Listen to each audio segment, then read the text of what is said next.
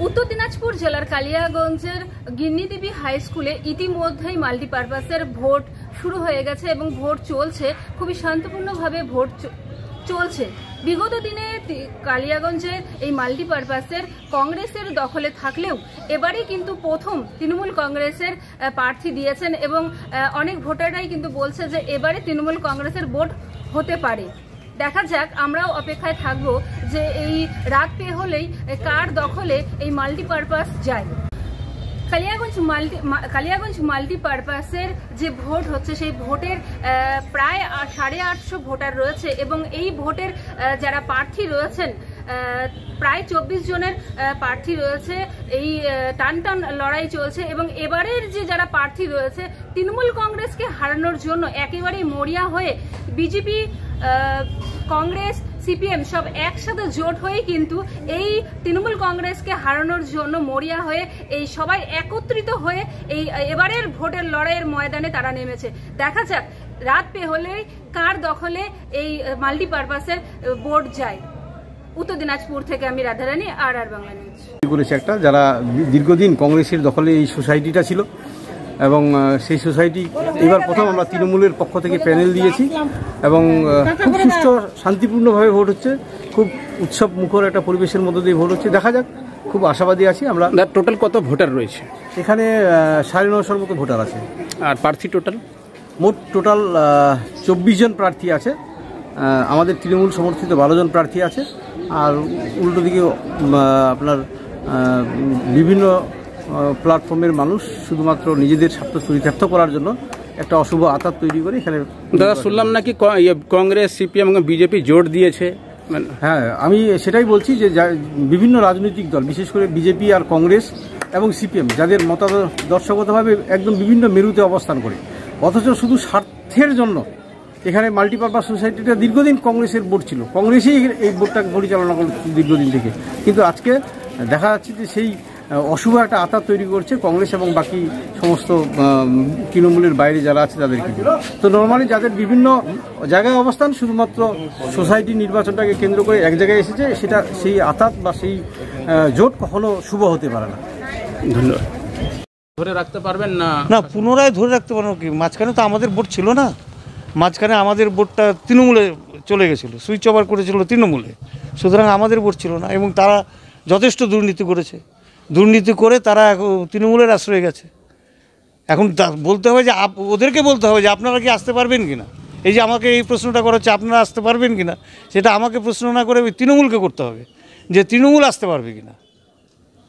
আমরা এই মাল্টিপারপাস বাঁচাও কমিটি এটাকে যাতে থাকে সেই জন্য চেষ্টা চালাচ্ছি। জনগণ যদি এই শেয়ার হোল্ডাররা যদি ম্যান্ডেট দেয় তাহলে আমরা বাঁচানোর স্বার্থে, এমনিতে যা ক্ষতি আর হয়েছে এখন যেটুকুন আছে সেটুকুন যাতে রক্ষা করতে পারি সেই প্রচেষ্টা চালাচ্ছি। আপনাদের পক্ষে কতজন ভোটে দাঁড়িয়েছে? আমাদের সবারই 12 জন করে, সবারই 12 জন, ওদেরও 12 জন, আমাদেরও 12 জন, তৃণমূলেরও 12 জন, আমাদেরও 12 জন। কি বলবেন আজকে যে নির্বাচন হচ্ছে?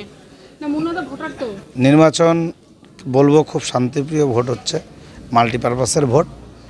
আমরা বিরোধীরা যে কথাগুলো প্রত্যেকটা ইলেকশনের আগে, ভোটের আগে কালিয়াগঞ্জ তথা ওটা পশ্চিমবঙ্গে ছড়ায় যে সন্ত্রাসের ভোট হবে, এই হবে, এন হবে, তেন হবে, কিন্তু আপনারা নিজেরা যত সাংবাদিক আজকে এসছে সকাল থেকে, ওখানেও সাংবাদিক প্রচুর আছেন, আপনারা সাংবাদিক বন্ধুরা, তাতে আপনারা দেখবেন যে সেই ধরনের কোনো কথা নেই। মানুষ খুব আনন্দের সহিত ভোট দিচ্ছে, উন্নয়নের সরকারকে ভোট দেবে। আমরা একক সংখ্যাগরিষ্ঠতা পেয়ে আমরা মাল্টিপারপাসের দখল করব। আমরা এবছর প্রথম প্রতিদ্বন্দ্বিতা নেমেছি। বিগত দিনে যারা ছিলেন তারা এই মাল্টিপারপাসকে কি করে ধ্বংসের স্তূপে তৈরি করা যায় তার ব্যবস্থা করেছিলেন।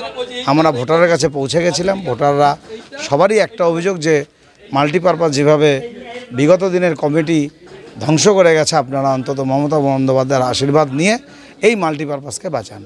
যেটা জানা যাচ্ছে শাসক দলকে হারানোর জন্য একেবারে মরিয়া হয়ে বিজেপি, কংগ্রেস, সিপিএম একসঙ্গে ময়দানে নেমেছে, কি বলবেন? হ্যাঁ, এটা তো ওদের একটা, আপনি সারা জীবন দেখবেন লড়াই করে যাচ্ছে একে অপরের বিরুদ্ধে, কিন্তু যখন ভোট আসবে তখন ওরা ভিতরে ভিতরে সবাই এক হয়ে যাবে।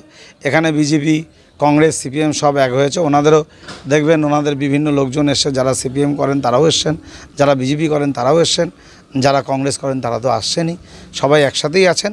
কিন্তু ওনারা বাইরে বলবেন যে না আমরা একে একে কংগ্রেসকে গালাবে, সিপিএম কংগ্রেসকে গালাবে, বিজেপিকে গালাবে, কিন্তু এক ছাতার তলায় ওরা আবার ভোটে লড়বে। কারণ জানে ওরা যদি এক ছাতার তলায় না লড়ে তাহলে ওদের পক্ষে প্যানেল কেন, ক্যান্ডিডেট দাঁড় করানো মুশকিল আছে। কি মনে হচ্ছে এবার? একক সংখ্যাগরিষ্ঠতা নিয়ে আসবো। আমরা প্রথমবার এবার যুদ্ধে নেমেছি, মমতা বন্দ্যোপাধ্যায়ের আশীর্বাদ নিয়ে, অভিষেক ব্যানার্জির আশীর্বাদ নিয়ে অবশ্যই আমরা জয়ী হব। কতজন ভোটার রয়েছে এবং কতজন প্রার্থী? মোটামুটি 950 ভোটার রয়েছে, প্রার্থী আছে 12 জন প্যানেলে, 12 24 জন প্রার্থী আছেন। কত দিনে কার দখলে ছিল? বিগত দিনে তো কংগ্রেসে জিতেছে। আচ্ছা, এবার কি তাহলে কি চেঞ্জ হচ্ছে না থাকবে? এখন বলা মুশকিল। বাছাও কমিটি একটা হয়েছে, আচ্ছা, হিমাল টাইপের বাছা কমিটি, আর একটা তৃণমূল সংগঠিত সবাই মিলে।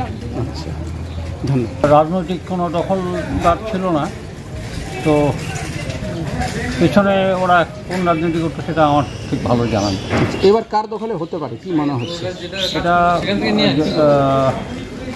আমার মনে হয় যে এটা কোনো পক্ষই একক সংখ্যাগরিষ্ঠতা পাবে না, দুটোই আবার মিলে ঝুলে ভোট তৈরি করতে হবে। ধন্যবাদ। মাল্টিপারপাসে তো ভোট হচ্ছে, কেমন হলো ভোট কি বলবেন? কেমন? খুব ভালো ভোট হচ্ছে। আচ্ছা, কি মনে হচ্ছে কারা ক্ষমতা আসতে পারে? এটাই তো বলা মুশকিল এখন, এটাই তো বলা মুশকিল। বিগত দিনে কারা এই বিজেতে ছিল? বিগত দিনে কারা দখলে ছিল? তো বোধহয় কংগ্রেসেরই ছিল। আচ্ছা, কতজন ভোটার আছে? এটা আমি ঠিক বলতে পারছি না। 5 বছর কংগ্রেসের দখলে ছিল, পরে তারা সবাই তৃণমূল হয়ে যায়। হ্যাঁ, তার আগে কংগ্রেসের দখলে ছিল।